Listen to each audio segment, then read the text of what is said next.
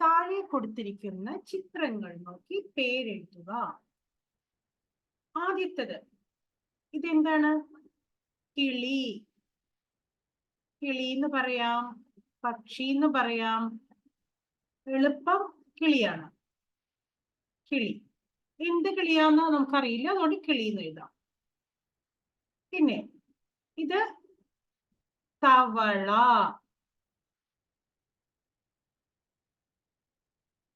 ഇതെന്താണ് ചിത്രം മൂന്നാമത്തത്? കുടം.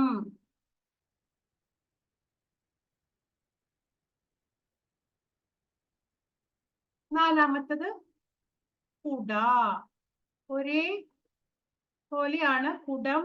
ഇവിടെ കുട, ആ എം എന്നുള്ള അക്ഷരമില്ല, ആ ഒരു വ്യത്യാസമേ ഉള്ളൂ. കുട. വീട്.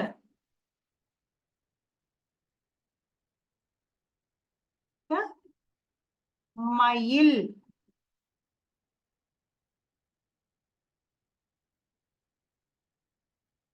അടുത്തത് പേന.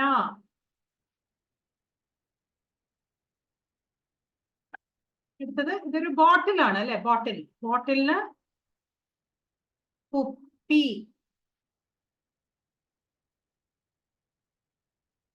ബനാന. അതിന് പഴം.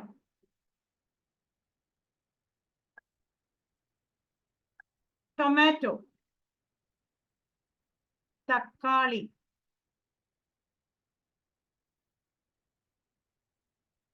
പേര് കറക്റ്റ് ആയിട്ട് പറയാൻ പഠിക്കണം. തക്കാളി. കാറ്റ്. കാറ്റിന്റെ മലയാളം പൂച്ച. അടുത്തത് ട്രീ. മരം. പിന്നെ സൺ. സണ്ണിന് സൂര്യൻ. സൂര്യൻ. ഇത് പൂവ് അല്ലെങ്കിൽ പൂക്കൾ. ഇവിടെ ഇപ്പൊ കുറെ പൂക്കളുണ്ട്. So many flowers are there. So either you can say a single or it's a plural. അപ്പൊ സിംഗിൾ ആണെങ്കിൽ നമുക്ക് ഇതിനെ പൂവ് എന്ന് ഇപ്പൊ എഴുതാം. പൂക്കൾ എന്ന് എഴുതിയാലും ശരിയാണ്. പൂവ്. ട്രെയിൻ. ട്രെയിനിന് തീവണ്ടി.